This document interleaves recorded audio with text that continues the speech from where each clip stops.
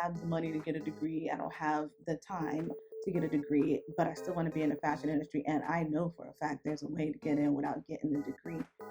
Then let me give you some pointers for trying to sneak in through the back door without a degree. What's up, kids? This is Ivory, and I'm here to share with you some unsolicited fashion career advice that no one asked me for. In today's episode, I'm going to talk to you about ways to land your first job in the industry and give you pointers on how to do it from your current position in life. All right, so here's the deal. I spent quite a bit of time recording the videos that you're about to see. And when I went to go look at them, they're all like this. Okay. So when you're watching my videos like this, just know I'm an older millennial. I don't know how to work shit, okay? But just take the advice. Don't worry about the video. Just take the advice. All right? I'll fix it for the next one. Enjoy. All right, so now that we got that PSA out the way and you know what you're in store for, if you're still rocking with me, we're going to go ahead and get into two ways that you could break into the fashion industry, what I call the front door access and the back door access. Let's go ahead and get into it. All right, so today we're going to talk about um, getting into the fashion industry, just how you're going to break in. This advice that I'm going to give, this video is going to be for somebody who is either in high school and they're just dreaming about being a fashion designer their entire life, or they're a young adult and they're trying to break into the actual industry working for a company, not someone who is trying to break into the industry and work for themselves or do their own line. But this information is more for someone who is trying to and always dreamed about just working for one of these major companies you see in Vogue and things like that. That Hollywood kind of portrays the fashion industry when you see it in movies and TV shows and things like that. It's kind of like you just draw all these sketches in your book and then you bring in all these things you made and you just go to this fashion office and you display how talented you are. That's not necessarily real. You definitely have to have drive, passion, talent. But the reality of the situation is the fashion industry is a business. It is a manufacturing business at its core. So really what they're looking for on top of creativity and passion is fundamental knowledge about construction and production because they're really trying to get clothes made so that people can buy them so they can make a lot of money. One of the main things that people don't realize about the fashion industry is a lot of time for design jobs, you're going to actually have to have a degree. Either a bachelor's degree or an associate's degree is what you're going to need. So here I'm on Indeed and I'm looking at fashion design assistant jobs. And this first one is showing a job that requires an associate's degree or 1 to 2 years of experience in the industry. Here's a job that is for Urban Outfitters Free People, and it is requiring a bachelor's degree. You have a degree and you are trying to, you're about to graduate, you're trying to break into the industry currently, right? There's two things you got to realize. A, you're not the only one with a fashion degree. There's actually a lot of people who have fashion degrees. And B, you're also competing with people who already have experience in this industry. So there's a lot of websites and things you could look at how to jazz up your resume and all that kind of stuff. But those sites I personally feel are dedicated more to people who are going to corporate businesses. Now, if you're going to one of the bigger companies, you're trying to get into one of the bigger companies, by all means, take that advice, do your resume up exactly like they say, it'll probably work for you. But in the fashion industry, I think what a lot of people also don't realize is you have all these big companies that people hear of. There's a lot of small companies that people don't know. And if you don't believe me, go into any Marshalls, any TJ Maxx, any Walmart, any Target, and look at the names of the brands on the clothing. Those are companies that people design clothes for. You could very well work for one of these companies. And a lot of the times in these smaller companies, they don't have these huge HR departments who are looking for it to say, I did task A and task B. Those resumes a lot of times are coming directly to a designer like me. Like I'm a design manager at my current position, and I get these resumes and I'm skimming through them and not reading all that beautiful stuff you wrote. First of all, if you can entertain me with your resume, you've got my attention. Okay. That's where you should put your creativity in because you're in a creative field. But then I also need to see that you have the things that I'm asking for, the skills and qualifications that I'm asking for. But all that flowery like wordage that they are saying you need, you can put some of that in there, but that's not what's going to seal the deal, if you will. Besides catching my eye, the very first thing I'm going to look for, the very first thing I'm looking for is where did you go to school? And after I look for where you went to school, if you didn't get a job immediately after school, I'm going to give you personally about 6 months, 6 to 12 months. What did you do in that time? Did you go work at like Wendy's, or did you try to find something fashion adjacent so that you can still be honing your skills? Did you volunteer for a fashion show in your area? Did you help another up and coming fashion designer intern from them? Do you have any internships? Even did you do retail? Did you do, styling or anything creative to hone the skills that you learned in college during the time when you were looking for a job? That is huge because there's a lot of times when we'll receive resumes and we'll see that, okay, you graduated, but then you have no applicable skills since graduating that you can show us, like nothing. Get out there, volunteer, do the internships, start your own fashion show, start your own damn fashion show. Like if you live in an area that just is not fashiony, we want to see some initiative that you have the passion and that you are still learning about this industry and that you actually want to be in it. You feel me? So the more you can show that you've done something, the more we're going to say, okay, we know that you know the information because you've been taught it. That is from your degree, right? But now I need to see past the degree, do you have the passion for this? What did you do with your time?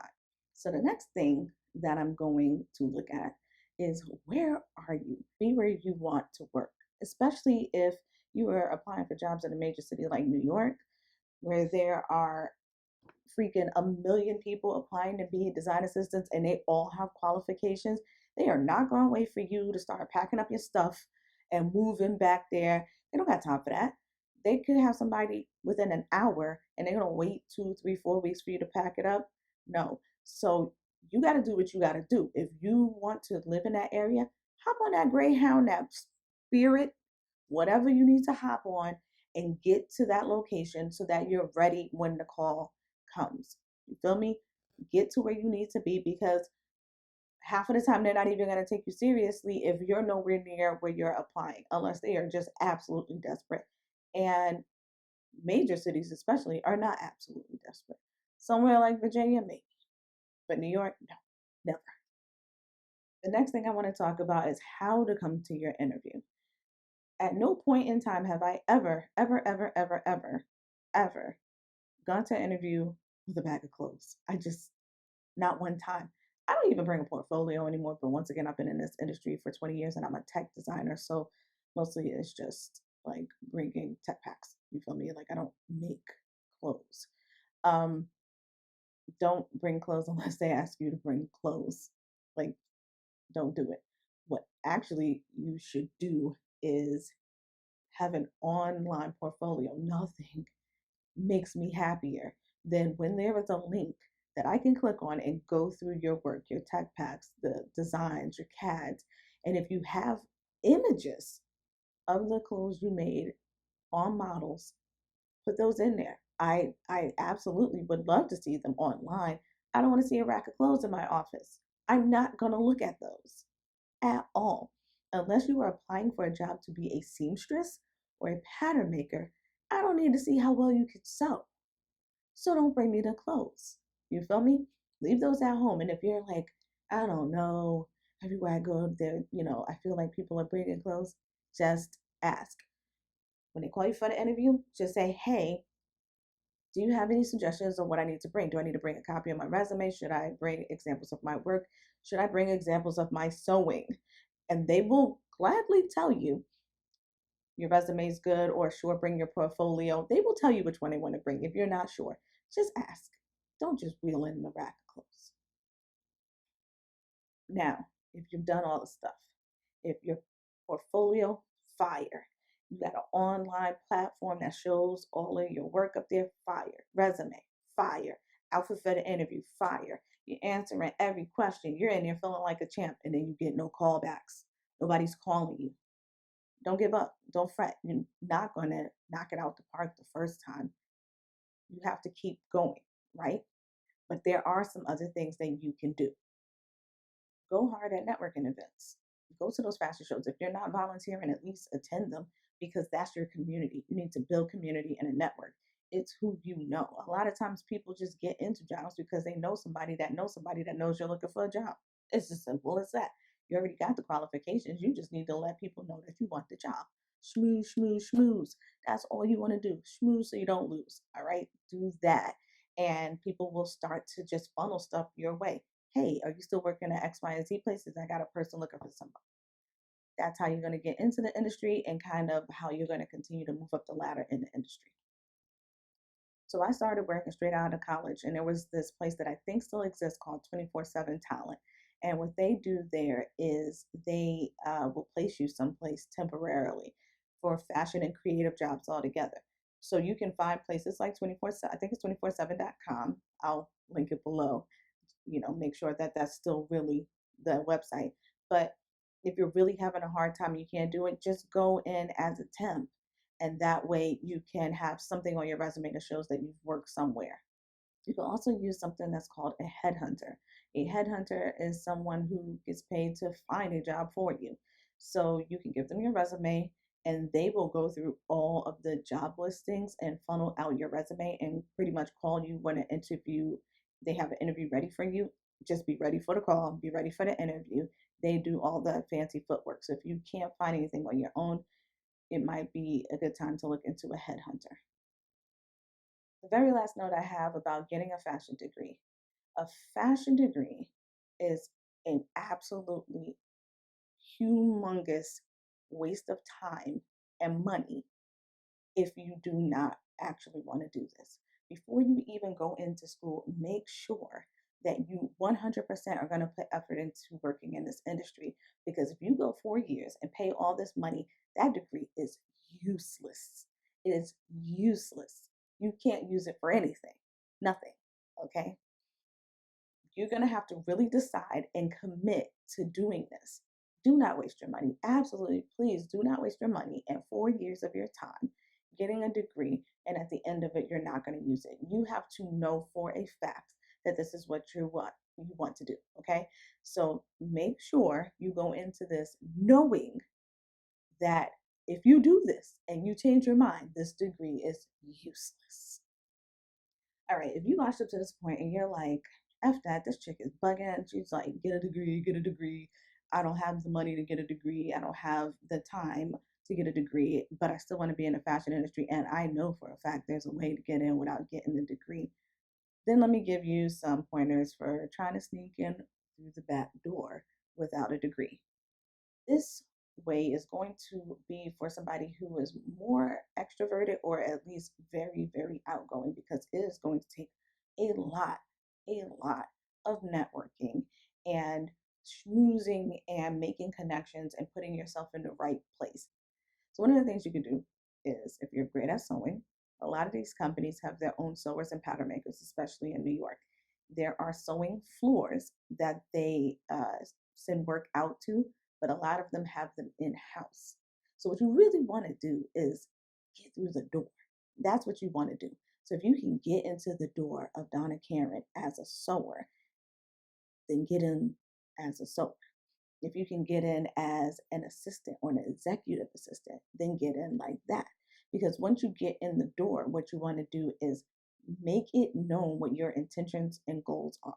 You want to get as close to the designers and get in their ear as much as you can so that everybody knows what your goal is. And then once you get into these positions as the receptionist, as the sewer, as the pattern maker, as the cutter, or any of these other positions that don't necessarily need a 4 year degree, once you get into these positions, you need to fucking excel at this position. because what you want it to be said about you is that you're a really, really great worker who also has an eye for fashion, and we have an opening, and why don't we just give him or her a chance? You feel me? So that's what you're really doing. And though you might not think this works, it works a lot.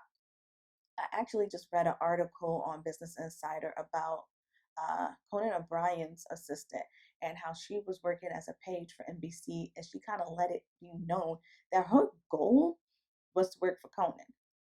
And so there was some position that was open in LA. She went out there, she applied for the position, and then according to her, she when she went to her interview, she was interviewing for a position as the assistant for Conan, and she didn't know that's what the position was for. She thought she was interviewing for something else. But I'm 100% certain that the reason why they even brought her in to interview for that position is because she let her intentions be known. And you don't have to do it in an annoying way where every time somebody's taking a break, because the fashion industry will beat you down. It will. You see somebody minding a business over there taking a break and you sliding up on, hey, I noticed that it's getting behind in work and I wonder if you need some help. I can come.